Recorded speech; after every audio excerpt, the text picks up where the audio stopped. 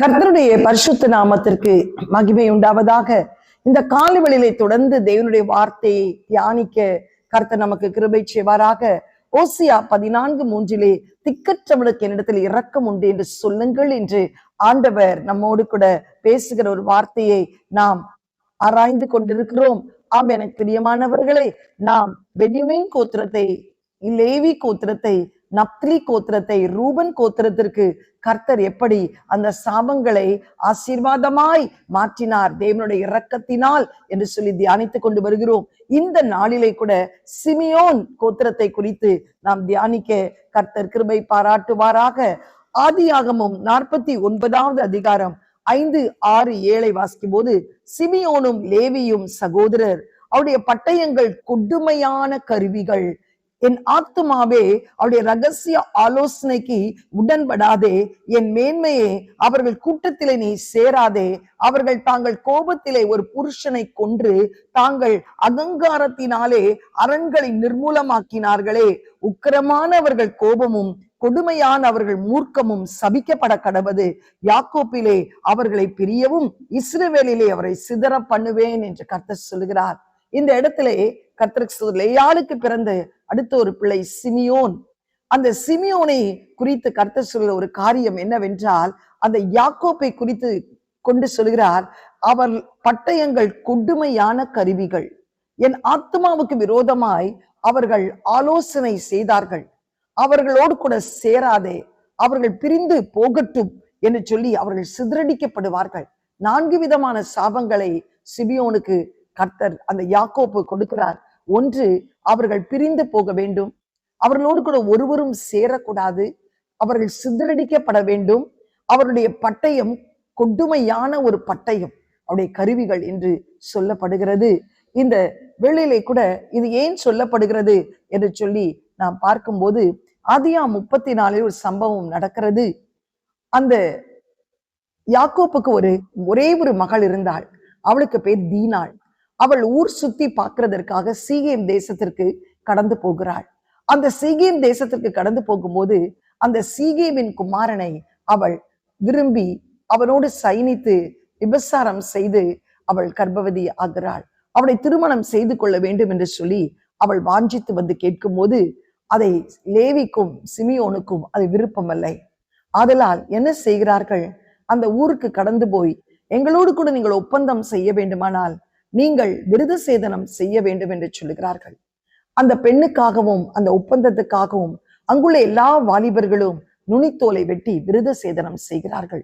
அது நிமித்தம் நோவு உண்டாகுகிறது, வாதை உண்டாகுகிறது. அந்த வலி வேதனையிலே எல்லாரும் உட்கார்ந்திருக்கிற வேளையிலே இந்த சிமியோன் கோபத்தோடு லேவியோடு கடந்து போய் எல்லாரையும் வெட்டி வீழ்த்தி விடுகிறார். இதை யாக்கோப்பு அறிந்த போது யாக்கோப்பு மனம் உடைந்து சொல்லுகிற ஒரு வார்த்தை, என் குடும்ப வாசனையே கெடுத்து விட்டீர்களே என்று சொல்லி. இதற்கு மிக முக்கியமான ஒரு காரணம், அந்த சிமியோனுக்குள் இருந்தது என்ன குணம் தெரியுமா? ஒரு கோபத்தின் ஆவி. இன்றைக்கு அநேக குடும்பங்கள், இந்த இடத்துல 4 காரியங்கள் நடந்தது. ஒன்று, அந்த கோபத்தினால் அந்த குடும்பத்துக்கு விரோதமாய் பட்டயம் எழும்பினது. 2வது, பிரிந்து போனது. 3வது, யாருமே சேராத விதத்திலே அது தனிமைப்படுத்தப்பட்டது. 4வது, அது சிதறடிக்கப்பட்டது. இன்றைக்கு ஒரு குடும்பம் பிரிந்து போக, சிதறடிக்கப்பட்ட, சேராமல் இருக்க கர்த்தருக்கு ஸ்தோத்திரம், பட்டயம் அந்த குடும்பத்திற்கு விரோதமாய் எழும்ப காரணம் என்ன தெரியுமா? கோபத்தின் ஆவி. அந்த சிமியோனுக்குள் இருந்த அந்த கோபத்தின் ஆவி. இதைதான் அந்த யாக்கோப்பு சபிக்கும். இன்றைக்கு எனக்கு அருமையானவர்களே, உங்கள் குடும்பத்திலே அந்த கோபத்தின் ஆவி இருக்கவே கூடாது.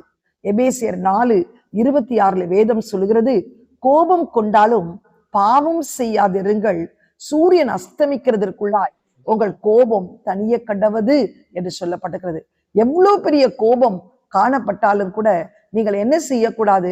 பாவம் செய்யக்கூடாது. முதல் கோபமே படக்கூடாது. அது கர்த்தருக்கு விரோதமான ஒரு காரியம். எபேசியர் 5:27 வாசிக்கும் போது, மீட்கப்படும் நாளுக்கு என்று பெற்ற பரிசுத்த ஆவியானவரை துக்கப்படுத்தாதிருங்கள் என்று வேதம் சொல்லுகிறது. ஆமேன். கோபம், துர்குணம், உக்கிரம், இதையெல்லாம் ஆண்டவருக்கு விரோதமான ஒரு காரியம். கலாத்தியர் 5:19 மாம்சத்தின் கிரியைகள் வெளியரங்கமாய் இருக்கின்றன, அவை யாவன என்று ஒரு பெரிய பட்டியலை கொடுத்து அதிலே கோபம் ஒன்று என்று சொல்கிறார். அப்படி கோபத்தை உடையவர்கள் நித்திய ஜீவனை சுதந்திரிப்பதில்லை, தேவனுடைய ராஜ்யத்திற்குள்ளே பிரவேசிப்பதில்லை என்று வேதம் தெளிவாய் சொல்கிறது. கோபம் தானே. நான் என்ன விபசாரம் செய்கிறேனா, விக்கிரக ஆராதனை செய்கிறேனா, வேசித்தனம் செய்கிறேனா? இந்த கோபம் தானே என்று நீ அந்த கோபத்தை அசட்டை செய்யாதே. அந்த கோபப்படுகிறவர்கள் தேவனுடைய ராஜ்யத்தை சுதந்திரிப்பதில்லை என்று சொல்லி மெய்யாகவே மெய்யாகவே சொல்லுகிறேன் என்று கர்த்தர் சொல்லுகிறார். யாக்கோபு 1:19 வேதம் சொல்கிறது, ஆகையால் என் பிரியமான சகோதரரே, யாவரும் கேட்கிறதற்கு தாமதமாய் இருக்க வேண்டும், பேசுகிறதற்கு பொறுமையா இருக்க வேண்டும், கோபிக்கிறதற்கு தாமதமாய் இருக்க வேண்டும். ஆனா நம்ம எல்லாம் ஆப்போசிட்டா தான் செய்வோம். கேட்கிறதற்கு தீவிரமா இருக்கணும், பேசிக்கிட்டே இருங்க, நாங்க கேட்டுக்கிட்டே இருக்கோம். ஆனா நம்ம பேசிக்கிறதுக்கு தீவிரமா இருப்போமா? ஒரு வார்த்தை பேசுவதற்குள்ளாயே 4 வார்த்தை பேசுவதற்கு நாம் எத்தனம் செய்வோம். பேசுகிறதற்கு பொறுமையா இருக்க மாட்டோம். ஆனால் எவ்வளவுக்கு எவ்வளவு ஆத்திரமாய் பேசுறோமோ பேசுவோம். கேட்கிறதற்கு கர்த்தருக்கு ஸ்தோத்திரம் உண்டாவதா. கோபப்படுகிறதற்கு நாம் தாமதிக்க வேண்டும் என்று வேதம் சொல்கிறது. இன்னும் நீதிமொழிகள் 27:4 வாசிக்கும் போது, உக்கிரம் கொடுமை உள்ளது, கோபம் நிஷ்டூரம் உள்ளது, பொறாமையோ வென்றால் அதுக்கு முன் நிற்கத்தக்கவன் யார் என்று. கோபம் ஒரு துப்பாக்கியிலிருந்து வரக்கூடிய ஒரு குண்டா இருக்கிறது, ஒரு அணுகுண்டா இருக்கிறது. அந்த கோபத்தின் நிமித்தம்தான் ஒரு பட்டயம் வீட்டிலே எழும்புகிறது. பிரிந்து போகக்கூடிய ஒரு சூழ்நிலை, ஒருவேளை உலக பிரகாரமாய் பிரிந்து போன உள்ளத்திலே பிரிந்து விடுகிறோம். குடும்பமே சிதறடிக்கப்படுகிறது, ஒரு சமாதானம் இல்லாமல். கர்த்தருக்கு ஸ்தோத்திரம். யாரும் ஒருவரோடு ஒருவர் சேராமல் இந்த கோபத்தின் நிமித்தம் தனிமைப்படுத்தப்படுகிறோம். இது எவ்வளவு வேதனைக்குரிய ஒரு காரியம். கோபம் நிஷ்டூரம் உள்ளது, அதற்கு முன் நிற்கத்தக்கவன் யார் என்று வேதம் சொல்கிறது. இன்றைக்கு அந்த சிமியோன் கோத்திரம் பிரிந்து போனதற்கு காரணம், சிதறடிக்கப்பட்டதற்கு காரணம், தனிமைப்படுத்தப்பட்டதற்கு காரணம், பட்டயம் அந்த கோத்திரத்திற்கு எதிராக வர காரணம் அந்த சிமியோனுக்குள்ள இருந்த கோபத்தின் ஆவி. 1 யோவான் 3:5 சொல்லுகிறது, கோபக்காரன் மனுஷ கொலைபாதகன் என்று சொல்லப்படுகிறது. மனுஷ கொலைபாதனுக்கு நித்திய ஜீவன் இல்லை. காயினுக்கு அந்த கோபம் எழுவின நிமித்தம்தான் தன் சகோதரன் என்று கூட பாராமல் ஆபேலை கொன்று போட்டான். ஏன்? மோசேயுடைய வாழ்க்கை எடுத்துக்கொள்ளுங்கள். ஆண்டவர் மோசே குறித்து சாட்சி கொடுக்கிறார். எங்கும் சாந்தம் உள்ளவன், எங்கும் உண்மை உள்ளவன். ஆனால் அந்த மோசேக்கு எவ்வளவு கோபம் வந்தது. சீனாய் மலையில இருந்து ஆண்டவர் கரத்தினால் எழுதப்பட்ட கற்பலைகளை கொண்டு வந்து கொண்டே இருந்தான். ஆனால் கீழே அந்த இஸ்ரவேல் ஜனங்கள் கன்றுக்குட்டியை வைத்து ஆராதிக்கிற வேளையிலே கோபத்தினால் அந்த பலகைகளை போட்டு உடைக்கிறான். கர்த்தருக்கு ஸ்தோத்திரம். ஏன்? மேரிபா அந்த மலையிலே கூட ஆண்டவர் கண்மலையை பார்த்து பேசு என்றார். ஜனங்களுடைய அந்த உபத்திரவத்தை தாங்க முடியாமல் கோபப்பட்டு பேச வேண்டிய அவன் அந்த கண்மலை அடித்தான். அதனால் தண்ணி புறப்பட்டது உண்மைதான். ஆனால் மோசே கானானை இழந்து போனான். கானானை பார்க்கதான் செய்தானே தவிர கானானை இழந்து போனான் என்று சொல்லி நாம் பார்க்கிறோம். இந்த காலை வேளையிலே கூட ஆண்டவரோடு கூட பேசுகிறார். சிமியோன் இன்றைக்கு பிரிந்து போக காரணம், சிதறடிக்கப்பட்ட காரணம், தனித்திருக்க காரணம், ஒருவர் சேராம பட்டயம் அந்த கோத்திரத்துக்கு விரோதமா எழும்ப காரணம், அவன் அந்த சிகேபியரை சிதறடித்ததினால், கோபத்தினால் வெட்டி போட்டதினால், ஒரு மனுஷ கொலைபாதகனாய் மாறினதினால் யாக்கோப்பு அவரை சபித்தான். ஆனால் ஆண்டவர் அந்த சிமியோன் கோத்திரத்தின் மீதும் இரக்கம் பாராட்டி அவனை ஆசீர்வதித்தார். எப்படி ஆசீர்வதித்தார் தெரியுமா? கர்த்தருக்கு ஸ்தோத்திரம். யோசுவா அந்த கானான் தேசத்திலே கோத்திரம் கோத்திரமாய் அந்த நிலங்களை எல்லாம் பிரித்து கொடுக்கும் போது இந்த சிமியோன் கோத்திரருக்கு சீட்டு எப்படி விழுந்தது தெரியுமா? யூதா கோத்திரத்திற்கு அருகாமையிலே விழுந்தது. அந்த யூதா கோத்திரம் ஆசீர்வதிக்கப்பட்ட ஒரு கோத்திரமாய் கர்த்தர் அவருடைய பார்வையிலே அதை சாட்சி கொடுத்த நிமித்தம் இந்த சிமியோன் அந்த யூதாவுக்கு அருகாமையில இருந்ததினால் யுத்தத்திற்கு எங்கு போனாலும் அந்த யூதா சிமியோனோடு கடந்து போய் ஜெயமெடுக்க கர்த்தர் கிருபை செய்தார். சிதறடிக்கப்பட்டிருந்தாலும் விசேஷித்த கோத்திரத்தோடு அருகாமையில இருக்கும்படி கர்த்தர் கிருபை செய்தார். எனக்கு அருமையான சகோதர சகோதரியே, உன்னுடைய கோபம், உன்னுடைய நிஷ்டூரம், உன்னுடைய வேகம், உன்னுடைய எரிச்சல் இதையெல்லாம் தனையணும்னா நீயும் அந்த யூத கோத்திரமாகிய துதிக்கிற கோத்திரத்தோடு துதிக்கிற சந்ததியோடு, துதிக்கிற சபையோடு, துதிக்கிற மக்களோடு நீ சேர்ந்து கொள்வாயானால் அந்த துதிக்க துதிக்க அந்த ஆத்திரம், அந்த கோபம், அந்த வேகம் உன்னை விட்டு அகன்று போகும். நீயும் ஆசீர்வதிக்கப்பட்டு தேவனிடத்துல இரக்கம் பெறுவாய். கண்களை மூடி ஜெபிக்கலாமா? எங்களை அதிகமாய் நேசிக்கிற நல்ல தகப்பனே, இந்த காலை வேளைக்காயும் நன்றியோடு ஸ்தோத்திரிக்கிறோம். ஒவ்வொரு கோத்திரத்தை குறித்து நாங்கள் தியானிக்கிறோம். அவர்கள் மேலிருந்த சாபம் உம்முடைய இரக்கத்தினால் அது மாறினதை நாங்கள் பார்க்கிறோமே. இந்த வேளையிலே கூட கர்த்தாவே, சிமியோன் கோத்திரத்தை குறித்து நாங்கள் பார்க்கும்போது பட்டயம் அதற்கு நேராய் நீட்டப்பட்டிருந்தது. பிரிந்து போகக்கூடிய ஒரு சூழ்நிலை, சிதறடிக்கப்படக்கூடிய ஒரு சூழ்நிலை, தனித்து விடப்படக்கூடிய ஒரு சூழ்நிலை.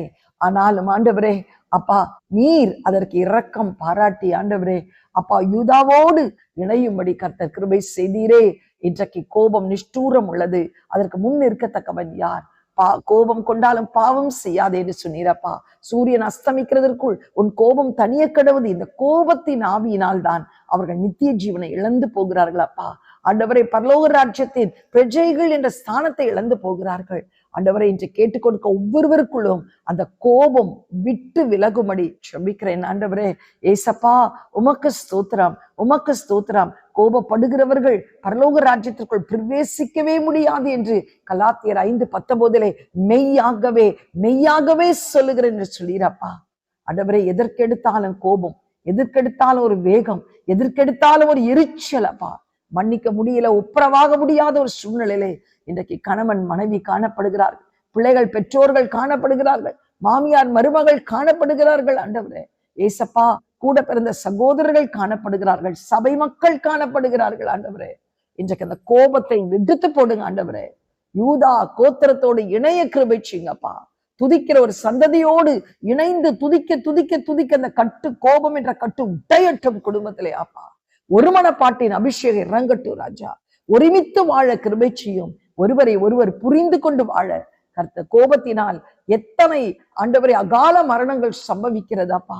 கோபத்தினால் வண்டி ஓட்டி கொண்டு போய் எத்தனை அகால மரணங்கள், கோபத்தினால் எத்தனை தற்கொலைகள். ஆண்டவரே அப்பா, பிசாசானவன் இந்த கோபத்தின் ஆவியை கொடுத்து ஆத்மாக்களை நஷ்டப்படுத்துகிறதை நாங்கள் பார்க்கிறோமே.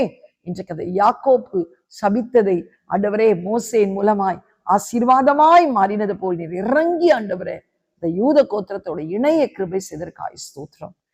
நாங்கள் மக்களும் கோபத்தை விட்டு நீங்கணும்னா நல்ல துதிக்கிற ஆராதிக்கிற ஒரு கூட்டத்தோடு இணைய கிருபை செய்யும், ஆசீர்வதியும் பலப்படுத்தும். இயேசுவின் மூலம் நல்ல பிதாவே, ஆமேன். God bless you. Have a blessed day. Amen.